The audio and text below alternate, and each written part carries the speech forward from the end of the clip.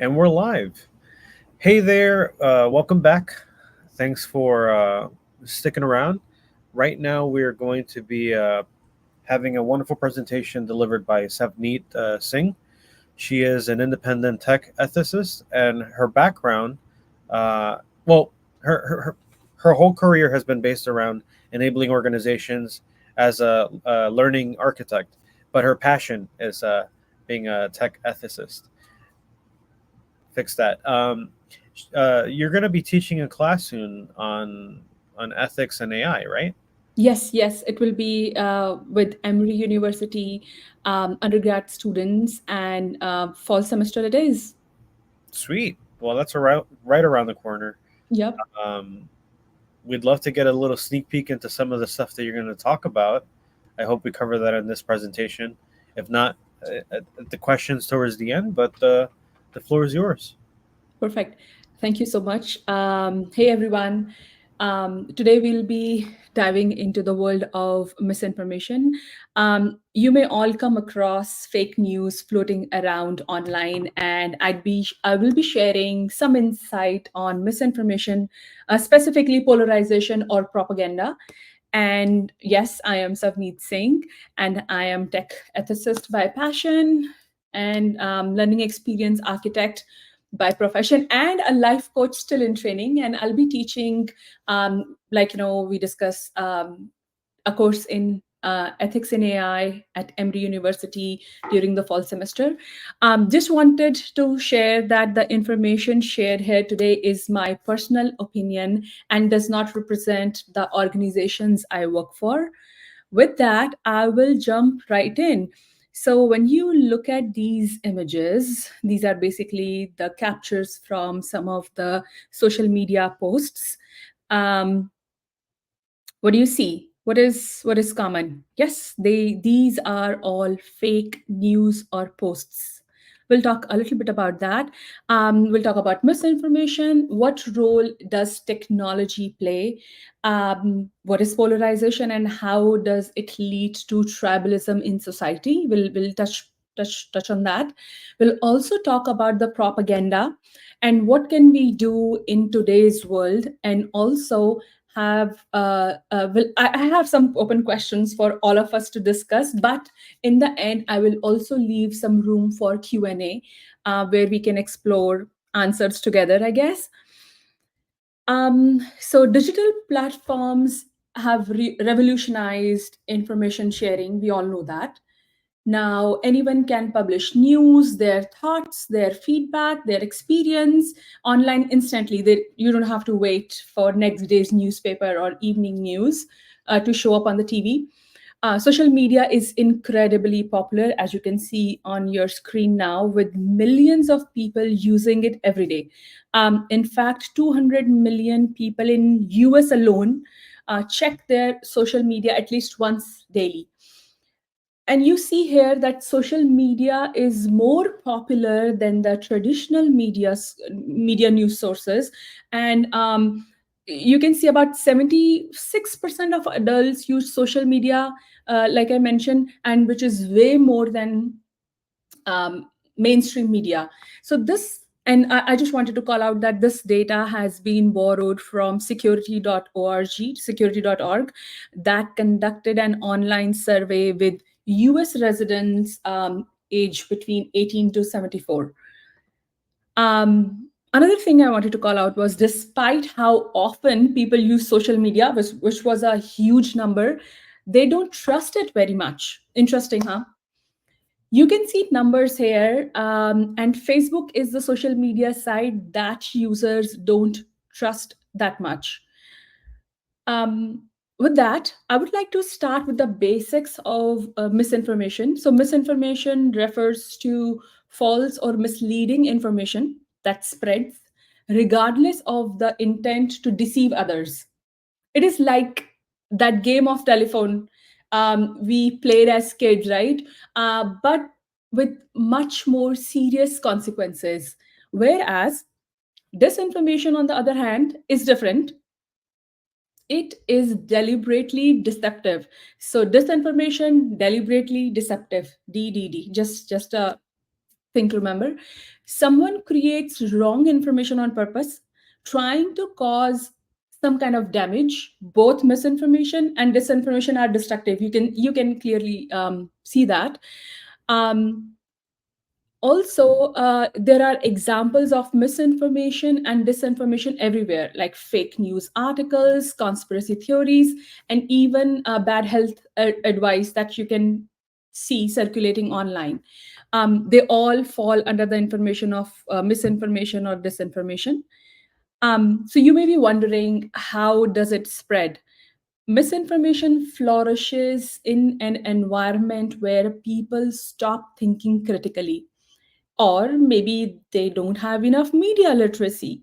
There are other reasons, such as confirmation bias, as you can see on your screen. Confirmation bias, which is when people tend to believe in information that supports their existing views or belief system. We'll talk about that in a minute more.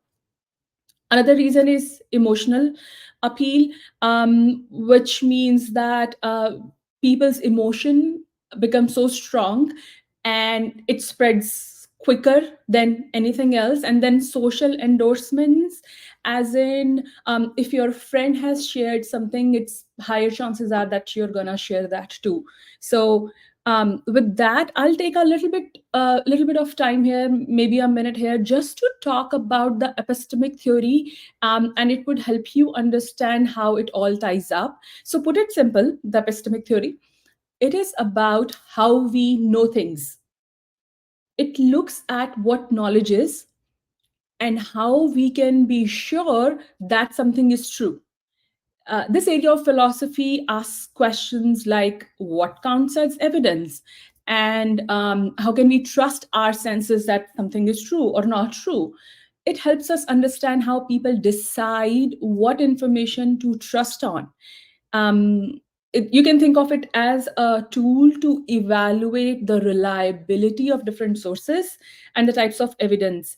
And where is it helpful? It helps us combat misinformation by teaching critical skills.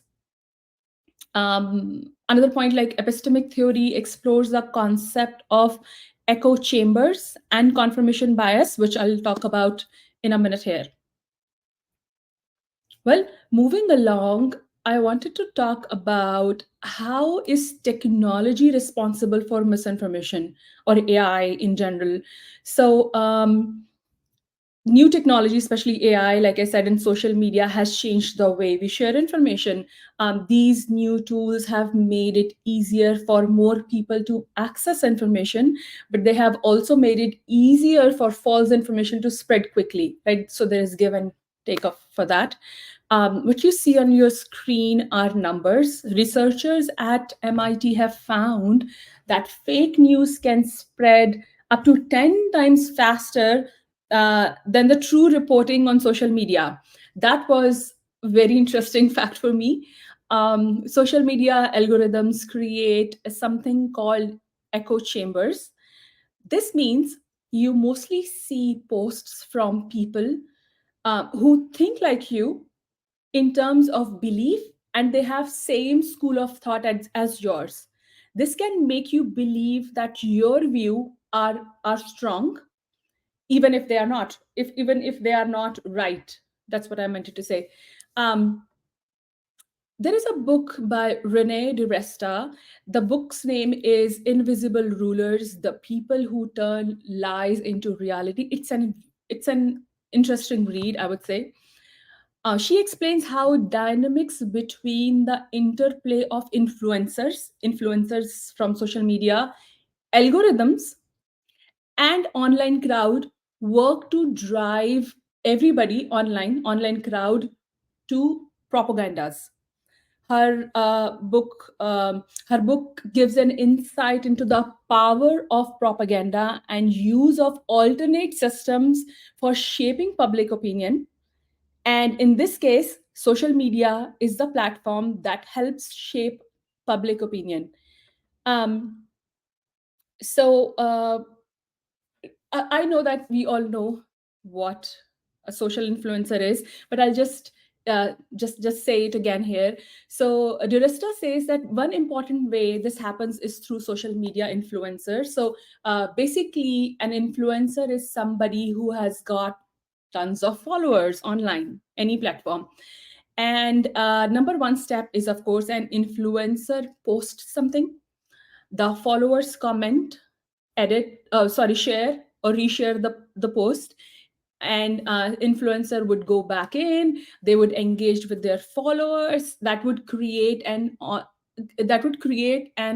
online stream of conversation, right? Well, this seems pretty innocent up till now. This is fine when the information is true, but sometimes an influencer may post something a little bit more provocative, or something that's not true. It's misinformation. Then all of the sudden, it becomes a channel of misinformation. So followers start posting comments, reshare the post, or share with people they meet, people those are around them, and most of the times without fact checking, because there is an environment of trust when you are following someone. So this brings the whole thing, this brings everything into something which we call as illusory effect. So let me just back up a little bit. So have you ever noticed that if you hear something over and over, you start to believe that it's true even if it's not, because our brain is asking us to do so, because our brains take a shortcut. They think, I have heard this many times, so it must be right. This is the cognitive bias, which we talked about earlier. So these cognitive biases make us believe that information is true just because we have been exposed to it repeatedly. We are seeing it everywhere, right? So social media platforms amplify this effect by exposing users to the same or similar content again and again. And this also reinforces the false beliefs, because when you are on social media, you see curated content. I talked about those algorithms, right? So this kind of content gets algorithmic boost, and this is what is called as illusory truth. So the illusory truth is dangerous, because it makes even obviously false information seem credible or true over the time. I wanted to emphasize over the time, because you've been seeing it again and again. The crazy part is, this happens even if we knew something was false to begin with, and our brain just forgets it because you're hearing and seeing those things again and again. So this is what illusory effect was, and Renee Duresta has addressed this in her book at several occasions. So, but it is important to remember that this is just one way of spreading misinformation, social media. Some agents, both human and AI generated bots, spread false or misleading content through internet via different channels like news, ads, articles. So you may ask, what motivates people to spread this information? Well, it's like, social media is like a video game. It is a reward system that encourages users to keep posting and sharing. Users who post frequently, especially the sensational and eye-catching information, the juicy information, will get more attention. And there is another wonderful book. This is known as "A Lot of People Are Saying" by Nancy Rosenblum. It talks about classic conspirism, and classic conspirism which thrives on the repetition. That's all I'm trying to say here, that the echo chambers and things you see again and again, this is how it works. So this combination of our brain's tendency and social media's design creates a perfect storm for spread of misinformation. Now there is a flip side to it too. This is also very interesting. There is a flip side. The use of AI tools could also weaken the trust in the real and truthful information. because bad actors may use it to dismiss the legitimate content. It is like poisoning a well, right? You poison a well and everything becomes a suspect. And this concept is called as liar's dividend, where bad actors are taking advantage of AI's availability to dismiss authentic content as fake. And I just wrote the definition of liar's dividend that you can see on your screen right now. All right, let's talk about polarization for a minute. We touched base on the echo chambers. So people are more likely to share and see fake news that matches their political or personal views, and it might seem that ideas are being bounced back at you because you are. This is called as actually close knit group effect. You have your friends, you have your family, so social media algorithms often show us content from people we are already connected to. Most likely they'll have same or similar opinion as you, so you kind of see things again and again. So recent study found that 33% of the top shares of content come from low credibility sources. Those are likely to be bots, actually, AI bots. Another important consideration is the fake news is that fake news are often they often exploit our emotions and existing political views. So we just talked about that little, right?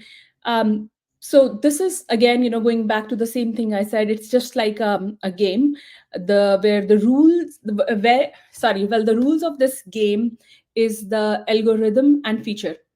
The algorithms and the feature, they are designed to encourage engagement over accuracy.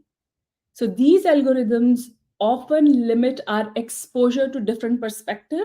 This makes us find harder to look at other perspective or new information and spot fake news. How about misinformation as propaganda?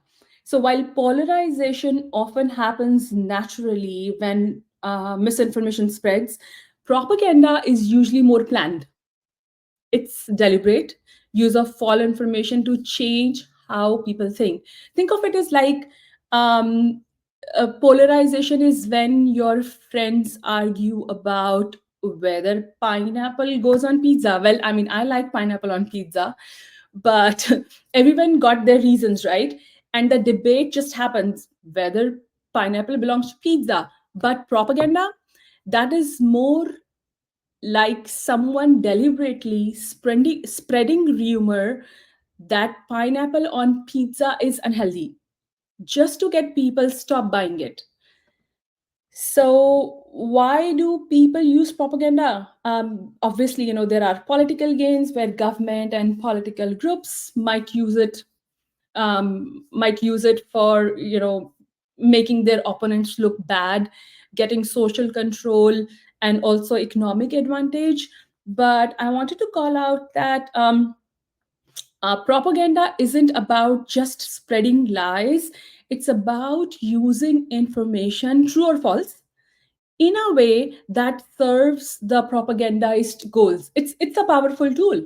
So um now we have learned all of this. Now what can we do actually over here? So what you see on your screen are some numbers, and you can see that these are big numbers. Like, these numbers represent that there is a huge amount of content that is being shared, uploaded, posted every minute on the social media. So what can we do with this humongous world of information?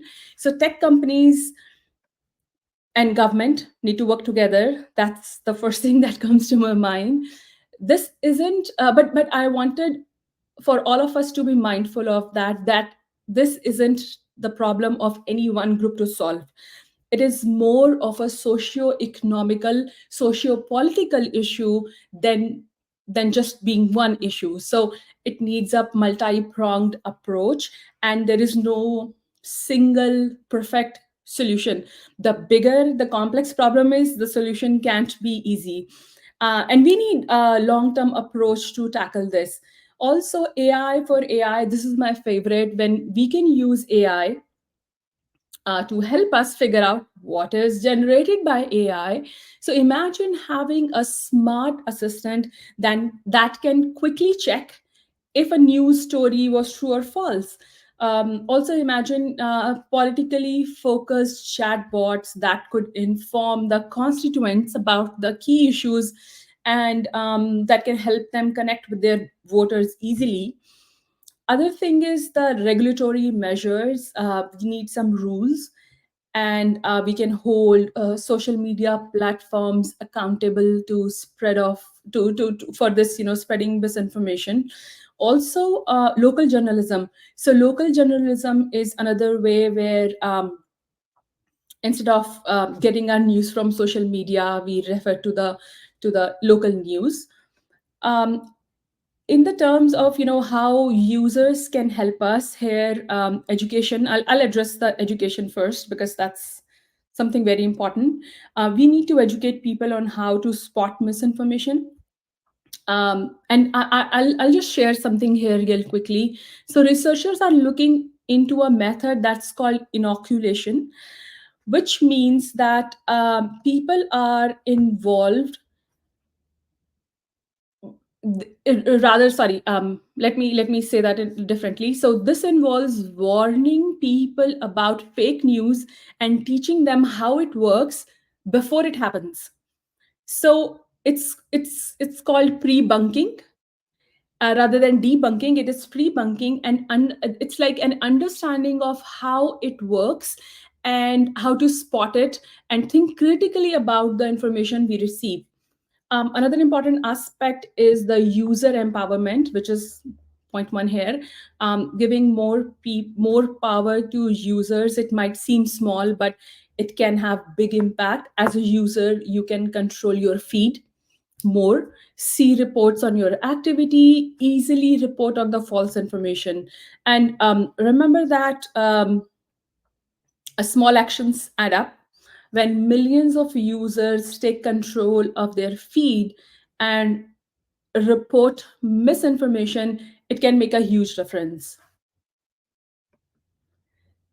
Now, I have a couple of open questions, which means that as users, as society, we have to decide on a couple of things. For example, what is misinformation? What is considered as misinformation or disinformation?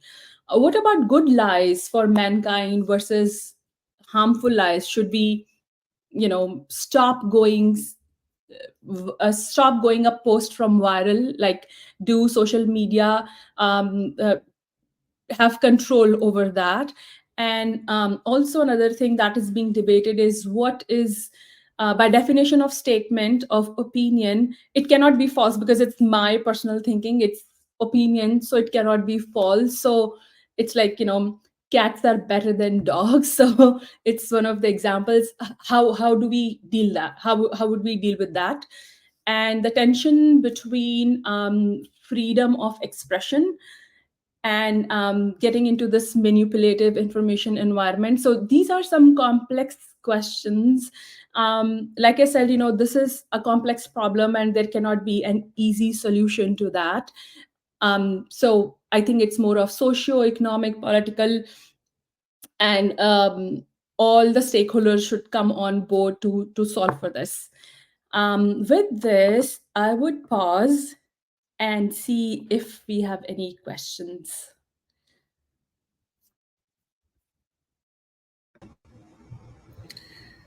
Yeah. Thank you very much for that presentation. Where do you see this going? I mean, we're in a weird state where we're trying to incorporate generative AI into search engines.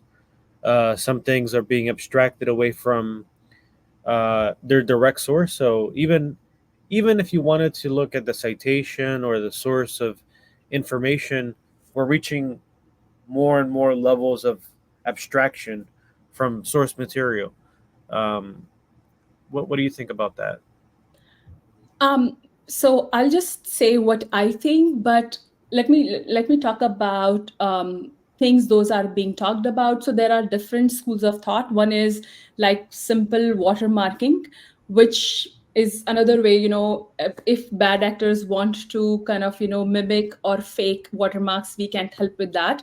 The other school of thought is that let information be out and let people figure out, as citizens, figure out what is fake, what is not fake. We have been doing it for so many years. The only difference is that it was the traditional media before. Now it's like overwhelming information that's coming to us in from all the directions. So in my opinion, media literacy, as well as just sort of fact checking. There are several sites those help you fact check a couple of things. To your point, if you are digging down, you have some sources, you can use those websites to fact check and kind of know, if it's true at all. Yeah, that's an excellent point. This has come up in previous conversations as well. That for somebody to just become computer literate, that's only the first phase, but then there's media literacy. And then if you want to engage in serious applications of software or computer programming, then it's data literacy. So there's all these layers of technical literacy. But if you are going to engage in social media and these kinds of networks of people where anybody can pretend to lie or mislead you, or maybe algorithms push you to think about certain things by planting information that triggers a response in you. Such a rich area of discussion. And complex too. I know that Um, I may not have provided a solution, because it is a complex problem. It is not one, two, three steps to solve it. It brings everybody together as stakeholders, I guess. the conversation, just having the conversation in the first place, is a starting point, and I don't hear this often enough. You've consolidated a lot of this information. I was very excited when you sent the proposal over, because it's, yes, everybody wants to talk about the use of information, the use of knowledge, representing knowledge via data, clarifying data, responsible AI, explainable AI, right? But that is under the underlying assumption that everything is true.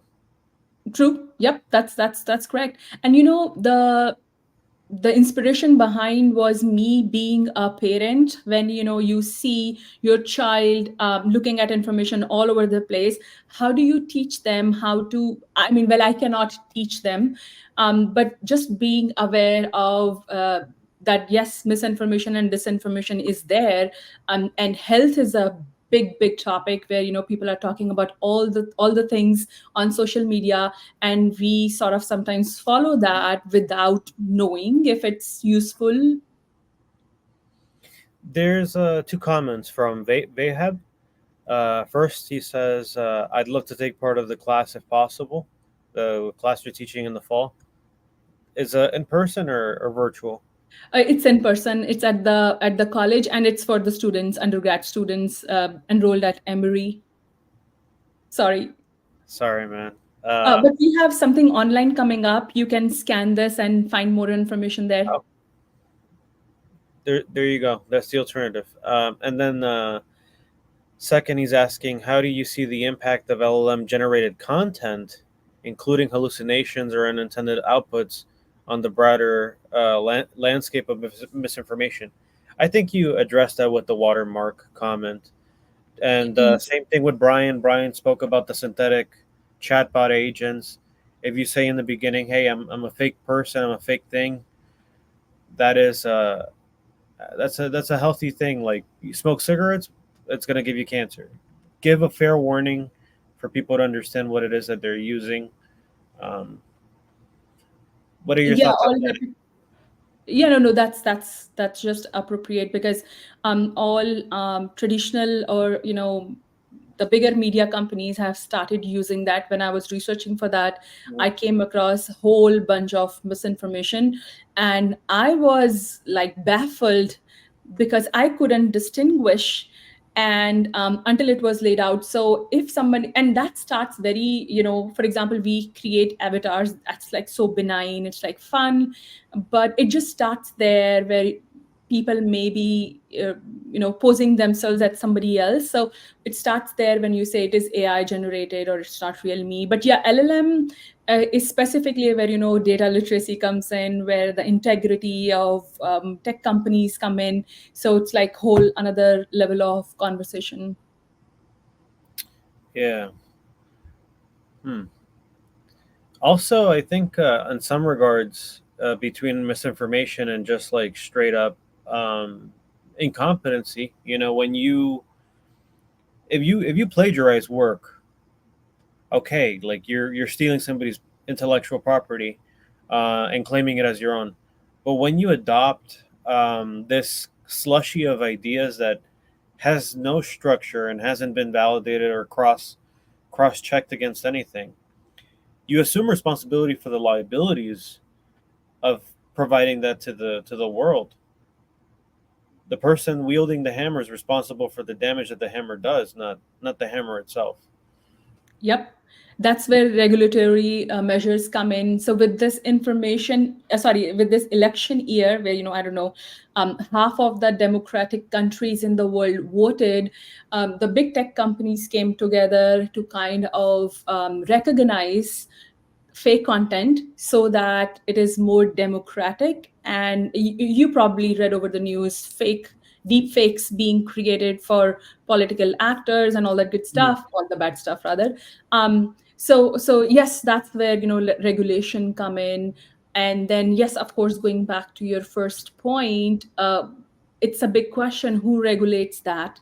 Is it the government? Is it the tech companies? It's the creator. So yeah, it's a complex question.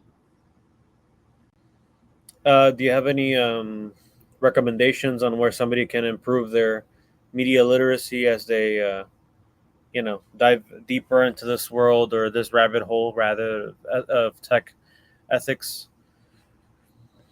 Yeah, I would say that, whenever so I just recently wrote this article where I am urging everyone, like, please, before you click repost, reshare, double check your facts.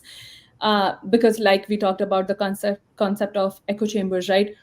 If you're posting, your friends, family would see it, other people in your connections would see it, and if I trust anyone, I probably would reshare, and that's how it would spread. So just being mindful of what are you sharing, and what effect can it has.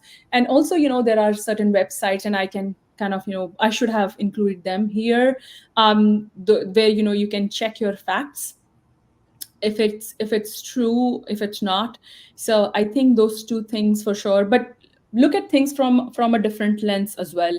When you look at a post from somebody who you follow, who you admire, just pause and think if it's really true, especially political opinions, health related opinions.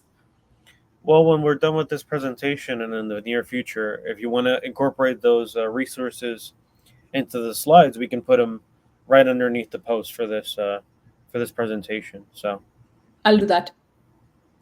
well, thank you all for joining us, and we're going to take a brief break, and then we're going to get back to the last presentation of the day. I hope you've all enjoyed this presentation, and yeah, we'll see you in the next one. Thank you so much.